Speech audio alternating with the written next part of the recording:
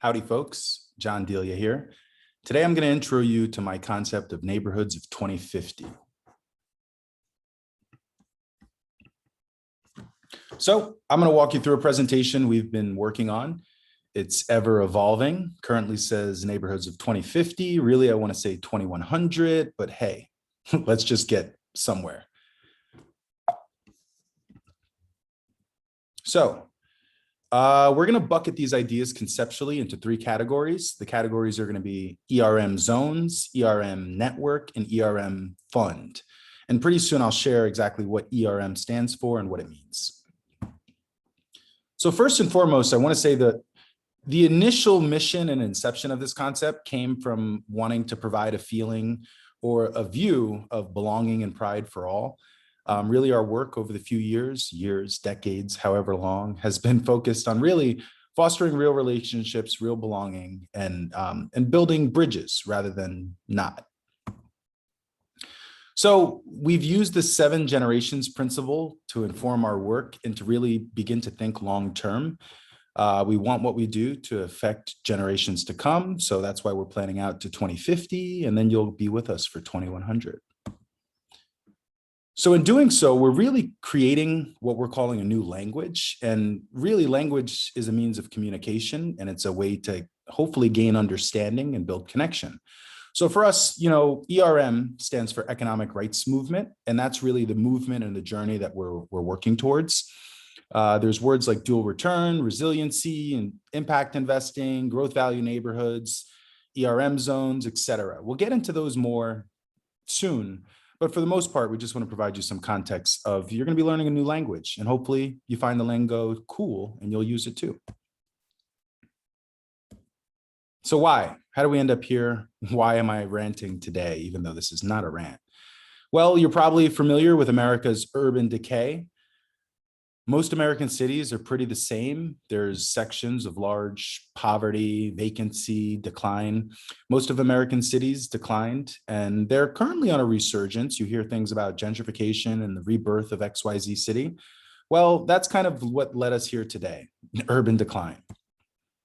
Next, this work really came out of rethinking the world during COVID.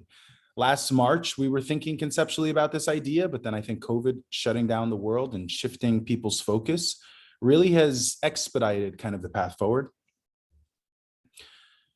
If you're familiar with systematic racism, ding, ding, ding, this is a factor. I don't need to speak about it. It's pretty self-spoken.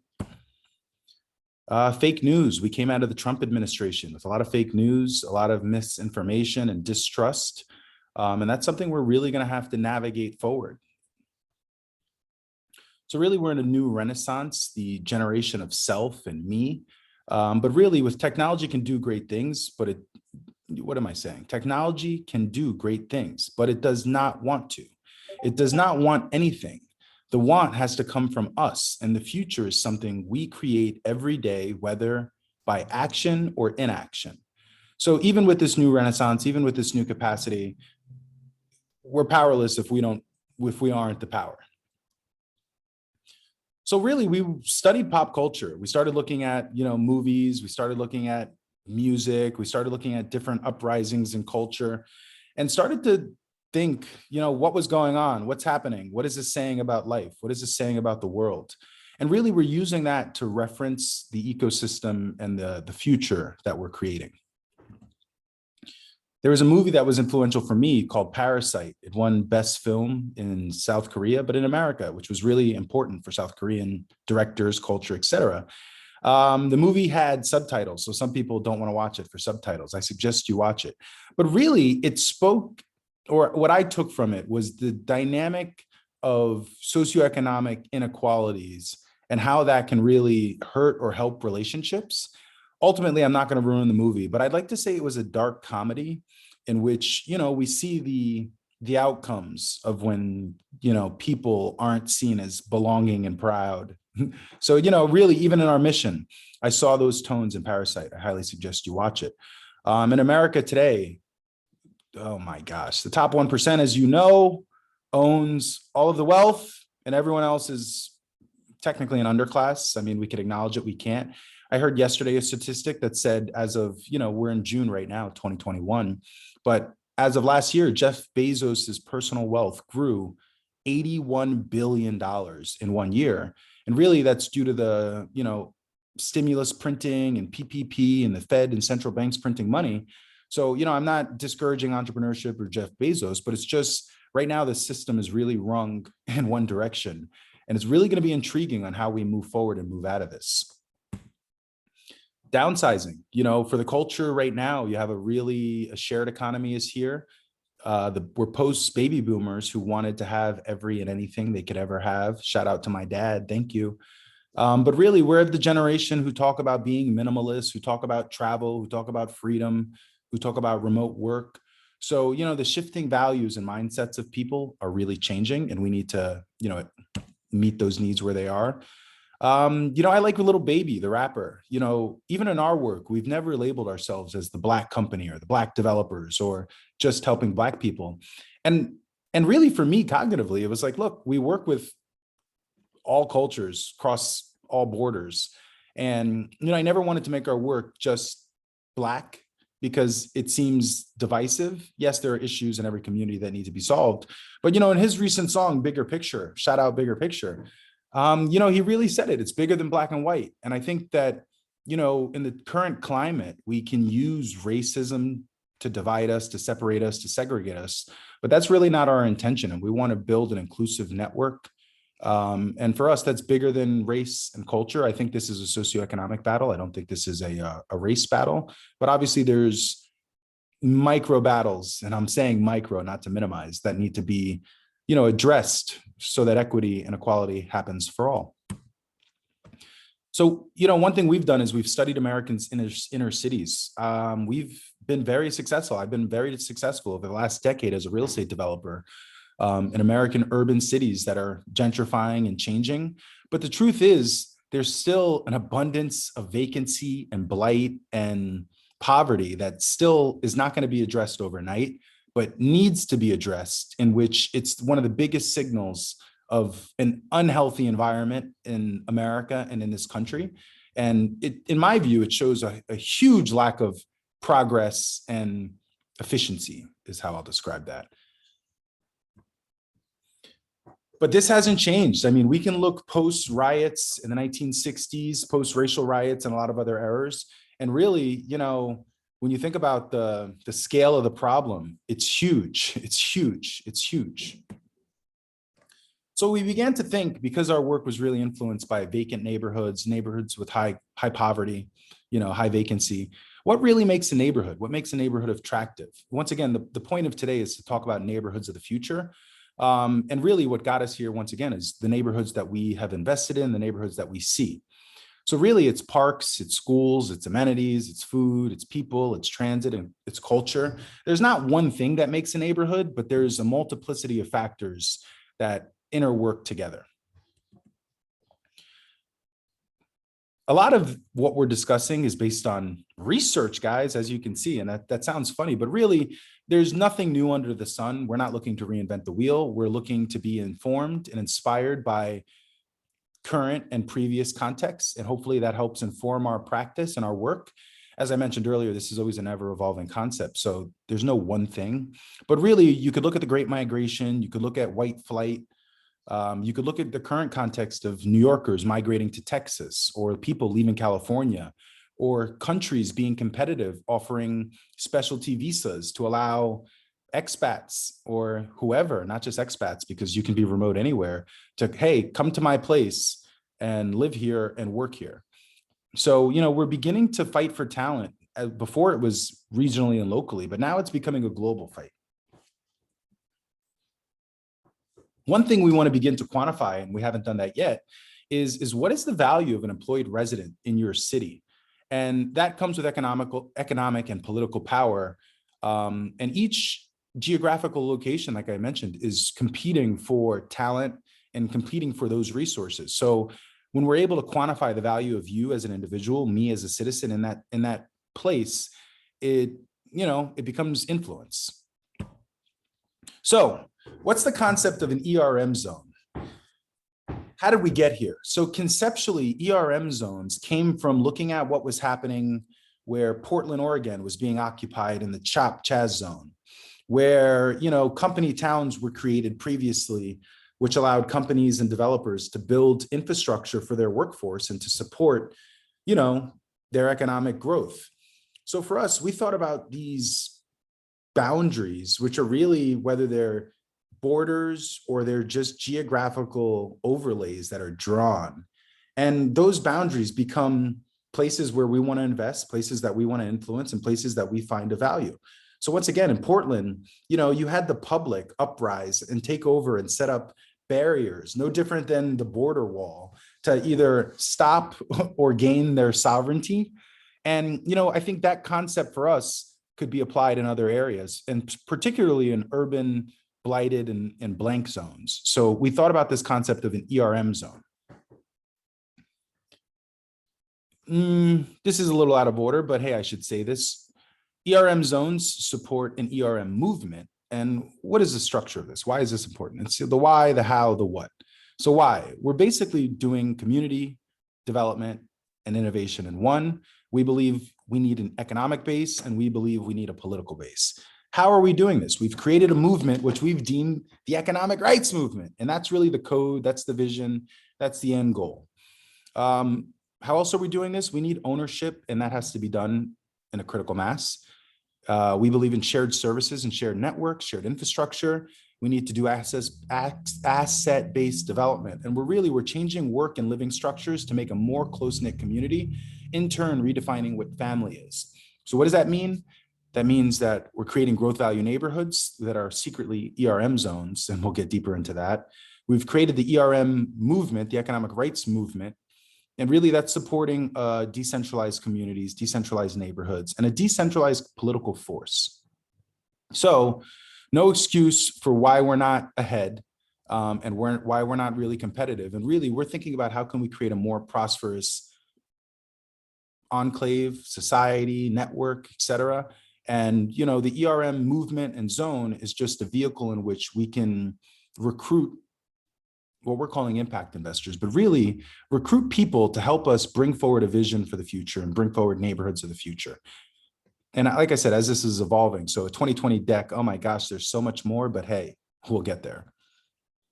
So this really initially started with us believing that America is falling behind, and that's going to have rippling implications across the globe. There's a million different signals or triggers on why we believe this, but ultimately the goal is, and I guess initially it was to help America become competitive and help America become prosperous, but really now this is global. So I think that there's a global opportunity to up-level human potential, that it's not about race, it's not about boundaries, it's not about location, but it's about society as a whole, valuing the world, valuing this earth, and recognizing now, due to technology, the global connections are even stronger, and sovereignty and nations and nationalisms, all these concepts are now shifting and changing. So really, we believe it's shifting and changing towards a decentralized borderless communities where you can opt in and out of. But this really did start with looking at America and us falling behind competitively. So obviously I want to tell a story. Hopefully I'm doing that, but if not, stay around for the journey because there's plenty of stories to tell and talk about. So how did we get here? So I was working with a gentleman, Mark Winstein, who has been an activist for quite some time. He was pretty big in the forestry and wildlife in DC and advocating and lobbying for that. And really, Mark brought me this concept of, hey, John, I really want you to understand that movements create markets. So I borrowed this from Mark, and essentially I was like, oh my God, he's completely right. I agree with you. And there's been different movements which have created economic markets for people to participate. One will give you a low-hanging fruit is this switching to reusable stainless straws to save the ocean and save the turtles. Let's save the ocean, guys, seriously. Next is you could look at AOC and her grassroots campaign to basically upseating Joe Crowley in New York, who was an incumbent. And really, New York was really locked in on its political environment and climate. And really, AOC created a grassroots on the ground movement, activating people, showing that, hey, there's a hope for progress and people aren't going to accept the status quo. And she was able to get herself to Congress, break a lot of records, and now become a really influential member of our political structure. So, she's showed us that movements create markets. And finally, more recently, George Floyd. Regardless of what side you're on, what George Floyd showed, and I guess it once again perpetuated with social media and with technology, was the inequity or the just inhumane treatment of people, particularly Black people. But you shouldn't treat any person like that. And I think the grueling, whoever watched the video, I couldn't do it, 8-9 minutes of someone's knee on your neck, that can turn into rage. And to broadcast that publicly in a time where we were in global lockdowns for COVID and people could not leave their house, this created a lot of, built up frustration that perpetuated into mass riots. You saw the commercial corridors across the country become boarded up, and, the military, the National Reserve occupying certain states to gain control of uprising. Like, oh my God, guys, is this a civil war? Like, this is incredible what we've been experiencing and where we're at today. And like I said, this started in America and our democracy. But to see what's happening, unless we start to address not just the symptoms, but root causes, this is why we predict the decline of America. But we're not going to just harp. Let's keep going here. So really, we want to use all of this as positive ammunition. We don't want to dwell on negativity. We don't want to talk about, whoa, we can't solve this. Whoa, there's not a way forward. No, we actually believe there is a way forward. And these are some of our ideas conceptually to get forward from at least what we can do within our power. So ERM, aka the economic rights movements, we've taken our research back all the way to ancient times. Not admitting that I also studied city planning and I've been a real estate developer for the past 12 years and my father was a developer. But really, like I said, we want to inform our practice. So we've looked at the successes and failures of city planning. We looked at all types of data information, and we've also been actively on the ground in the communities and actually testing and tinkering these ideas that we hope to keep expanding on.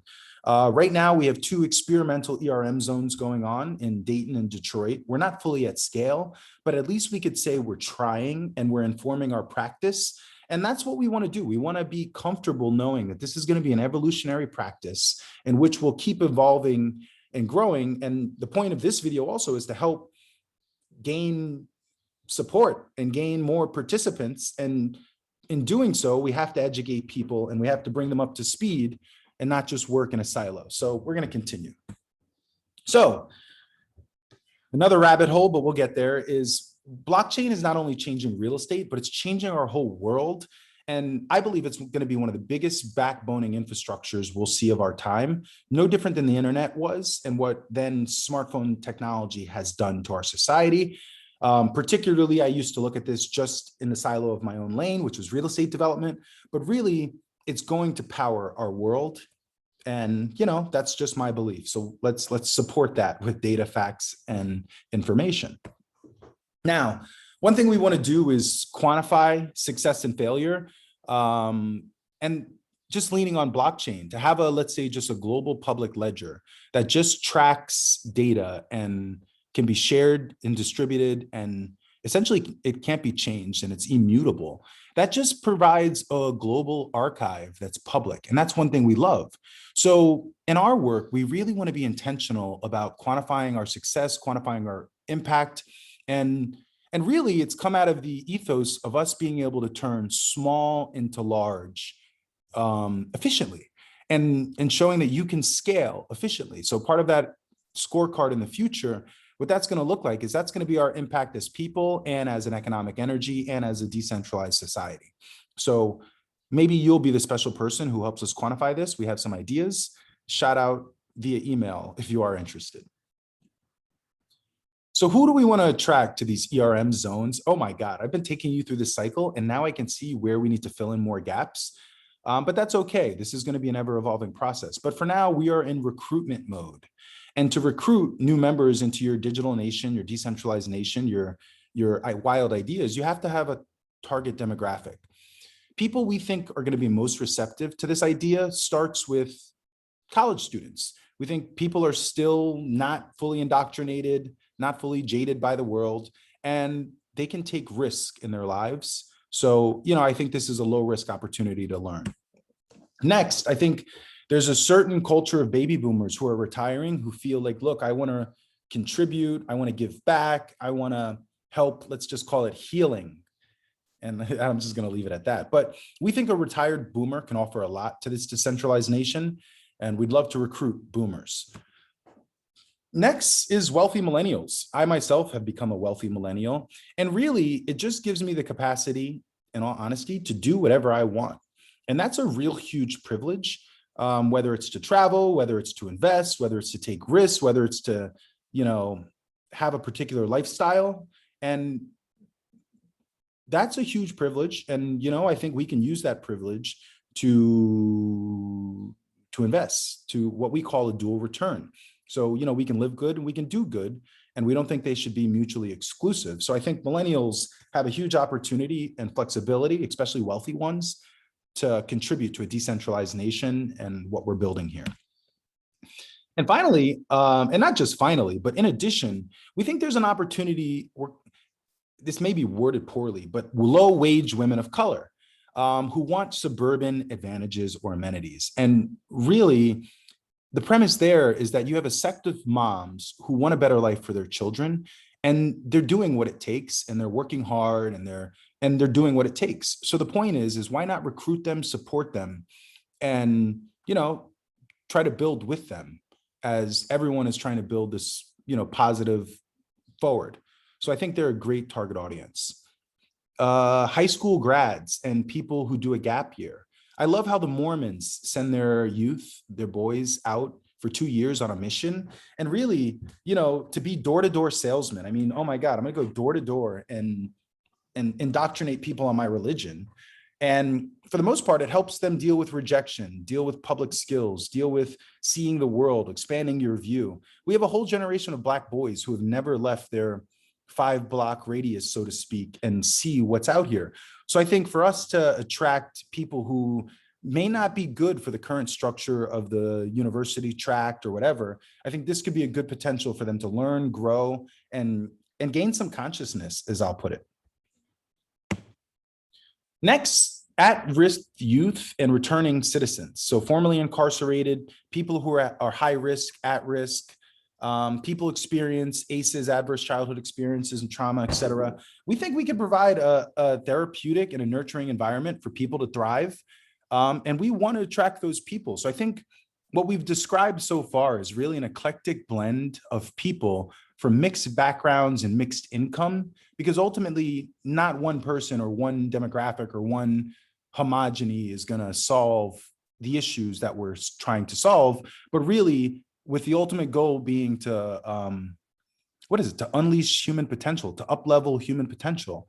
It's really going to be working together collectively. So really that's what the nation, the mission, the vision is all about. So what's the timeline? So really this work came out of Housing JV, our real estate investing and development company. It was really a means of real estate education. Obviously, I guess we're spinning out. We've spun out, economic rights movement as its own thing. I got to pause this. Yeah. Come in. I got to pause. Hey guys, I got to pause this video. Give me 1 second. Stop sharing. Stop.